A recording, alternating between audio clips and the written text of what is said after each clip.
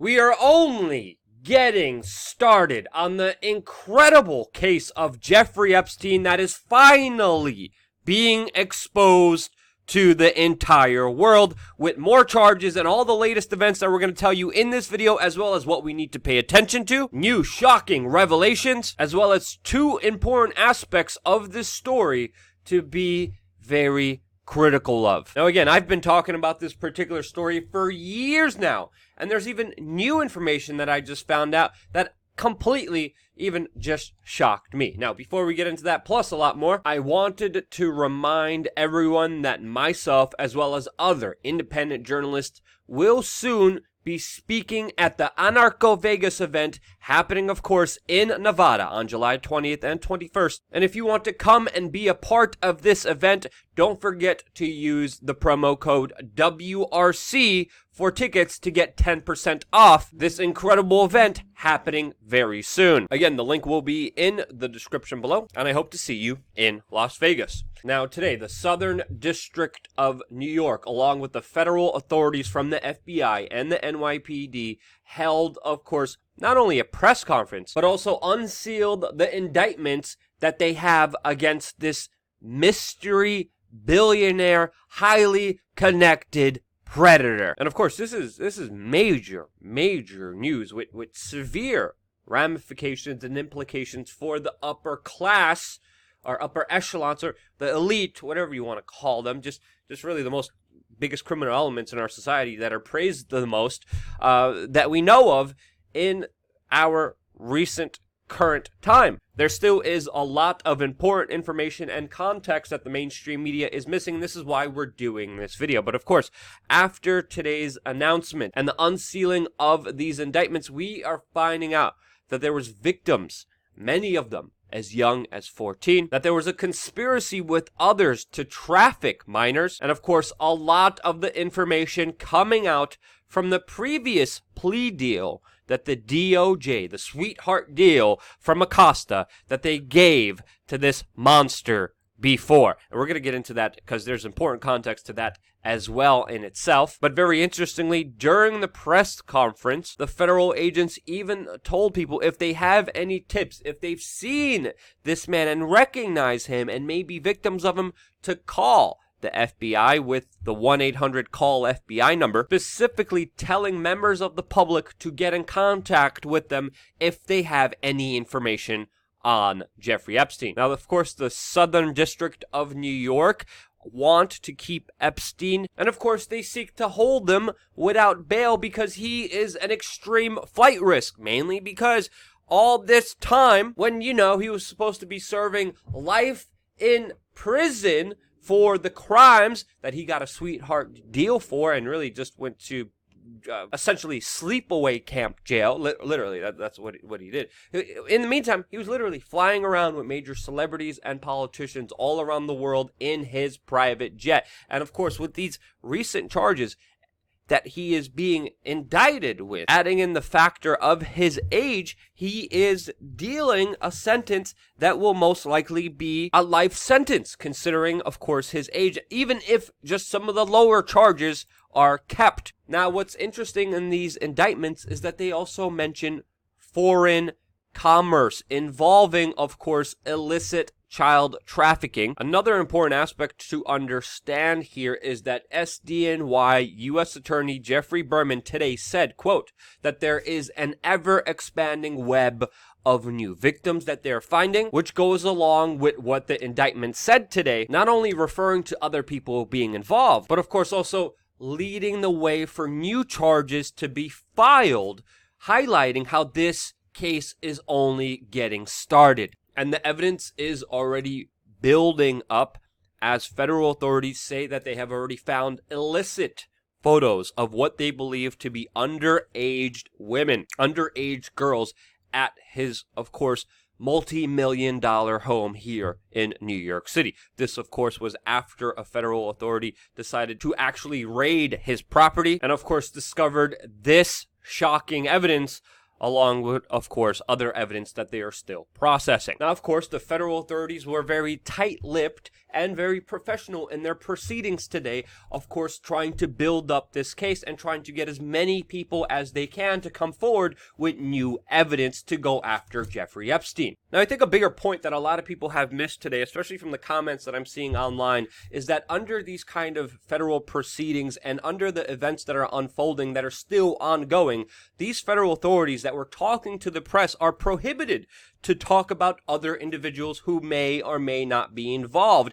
in this particular case. Even though a lot of pundits and mainstream media are jumping the gun here, it's important to look at this at a critical point of view because clearly a lot of powerful people are implicated here. And there is an agenda by a lot of the kind of left-leaning, anti-Trump mainstream media to push this all on Donald Trump. Now, yes, Donald Trump did praise the billionaire before and even talked about how he liked women on the, quote, younger side. Some, of course, Trump supporters are saying that this was some kind of warning, but there's no denying this. This, of course, came out from a New Yorker piece from New York Magazine in 2002 after not an expose here, after a human interest story about, quote, and this is their title here, Jeffrey Epstein, International Money Man of Mystery. And it's important to highlight here, many establishment figures, including in the media, not only were wined and dined by Jeffrey Epstein, but were also promoting him. Now, this story is about to get strange in a little bit, but this is why we have individuals, including a DNC committee official and the daughter of Nancy Pelosi, coming out warning that, quote, some of our faves are implicated in the horrific illicit trafficking case against politically connected financier Jeffrey Epstein. Now, it's important to note here, and this is correct here, Jeffrey Epstein had 16 ways to contact Donald Trump through, of course, him personally, having his personal contact, and of course also his family members, including Melania, Robert, Blaine, Ivanka, and others. Now, is this case just about Trump? No. As we talked about yesterday specifically, Donald Trump was one of the few individuals to actually help lawyers and work with lawyers that were going against Jeffrey Epstein beforehand. Will he help with this investigation? Well, we're going to find out, and of course, we're going to be keeping a close eye on it. But to simply put all the blame on Donald Trump is a little bit disingenuous, since, of course, almost everyone in our upper echelons of society is implicated here, specifically a lot of so-called powerful secret elite like the Rothschilds, Henry Kissinger, and even the late David Rockefeller. And the name goes on, specifically, Michael Bloomberg, Andrew Cuomo, Joan Rivers, Naomi Campbell, Mick Jagger, Richard Branson, Bill Collins, Charlie Rose, Dustin Hoffman, and many other very powerful individuals that Jeffrey Epstein had access to and in his little black book, which, by the way, the person who actually released and leaked this little black book did more jail time than he did for crimes that he was supposed to, that he was facing life in jail for. And in my opinion, the Clinton connection is some of the more concerning connections, not only because of Bill Clinton's, the former U.S. president's past, but also specifically that it's recorded that just from 2001 to 2003, just in those short few years, that on record, Bill Clinton took at least 26 trips along the Lolita Express, the private jet of Jeffrey Epstein, while many times ditching his Secret Service. This is the same Jeffrey Epstein that once claimed he helped found Clinton Foundation, which of course he was a big donor through his Swiss bank account. Now, there's a lot of strange and very weird aspects to the story, not only to the connected people that he was around and, of course, schmoozing with and flying with all over the world with, but specifically, not only just the occult symbols, the weird dentist chair in his bathroom, the horrors that some of the most innocent, youngest members of society had to deal with because of him, but specifically the more kind of strange aspect around this entire story is how, of course, Jeffrey Epstein got his money, as even The New York Magazine piece about him in 2002 said, quote,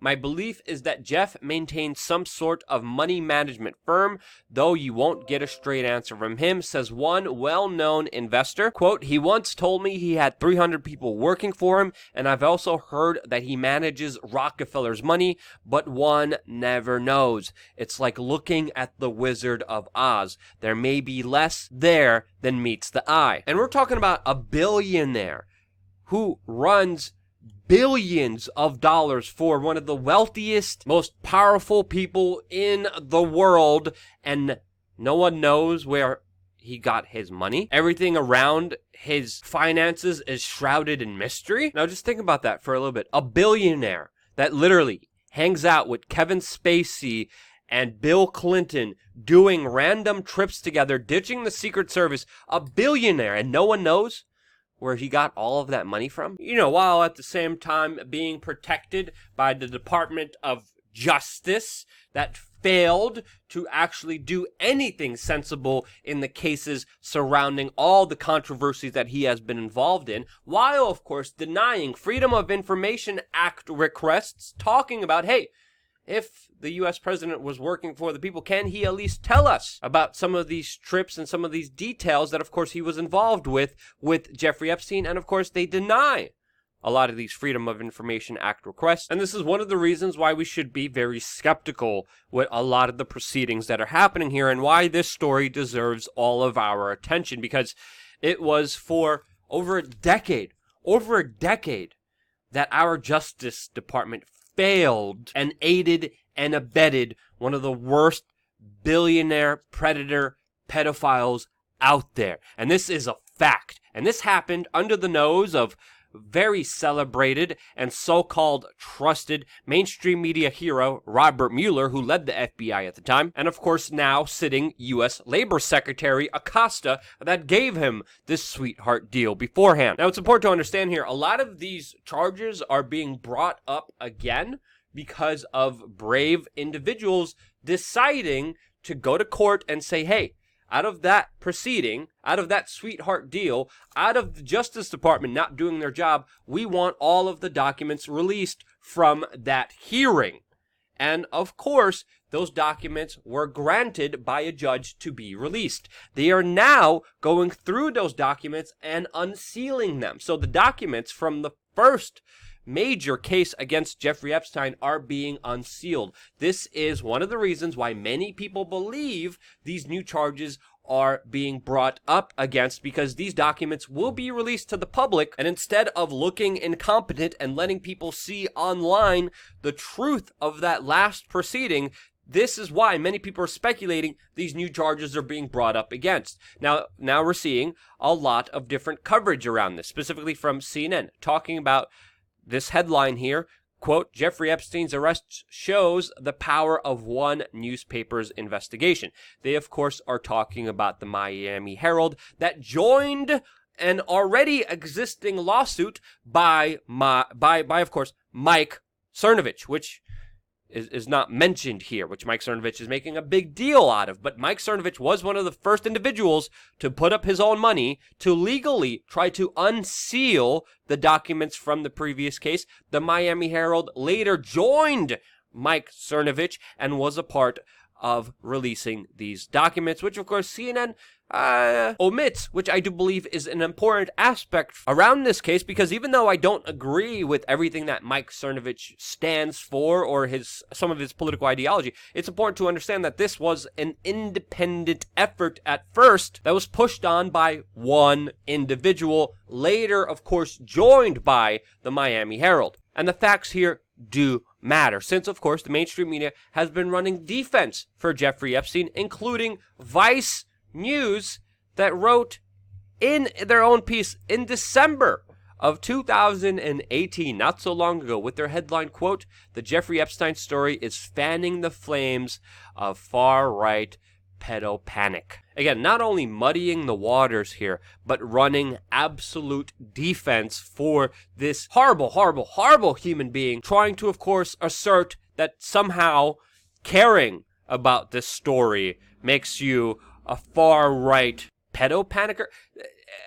again, they just totally lost their mind. And that's why it's important to not only be critical of the federal prosecutors that have failed to do their job for over a decade, but also specifically the mainstream media here. It is also specifically important to note here that James Comey's daughter is the one that is a part of prosecuting Jeffrey Epstein, which does deserve a mention here, which of course other people are trying to correlate somehow, like this is going to go after Donald Trump. Again, trying to, of course, play politics here to push an agenda, not caring about the facts. And there should be a lot of scrutiny, a lot of eyeballs on these proceedings since they are going to be very, very important. Now again, this should not be a partisan story meant to, of course, push a political agenda. This is a story about right and wrong. This is a story about the very rich and powerful being able to get away because of how our system does not work, how our system failed us and failed numerous of countless victims that are absolutely hurt, used and abused, and failed by the system that many people trust. You read some of the stories of what Jeffrey Epstein did according to some of the people coming out against him, and it is terrifying. Victims that will carry the burden of these failures, of these criminals for the rest of their lives, attacking them when they're at their most vulnerable. Now again, this is why I wanted to make this video, to remind people that this is not only the beginning, but this is a time where we have to be as skeptical than ever before, especially not only with some of the media reports, but specifically with the system that has failed to do something against an individual that literally makes Bill Cosby and R. Kelly look like saints. How can you have someone that in your face about it? How can you have so much information, so much documentation, an open and shut case? How can you have all of that and this man still free to literally fly all around the world in his private jet with his money? And again, no one knows where it just came from. Does this make sense to you? Because it doesn't make sense to me. Let me know what you think in the comment section below. Your feedback is critically important to this independent media organization, as well as your participation. The video we did yesterday, by the way, demonetized, still demonetized all the way, even though it's getting an incredible engagement and watch time. It is still content that, of course, no one will see unless you share it with your friends and family members. Again, guys, you guys are more important than ever in this larger fight for free speech, for free information, for the right to hold powerful people accountable and not let them squash the truth away from our existence. I'm sick of these people getting away with these horrible acts, and they only can because of the secrecy that they have paid for. And it's time all of them are exposed and all of that ends. And it ends with free and independent information. Love you guys. Stay tuned for more here on WeAreChange.org.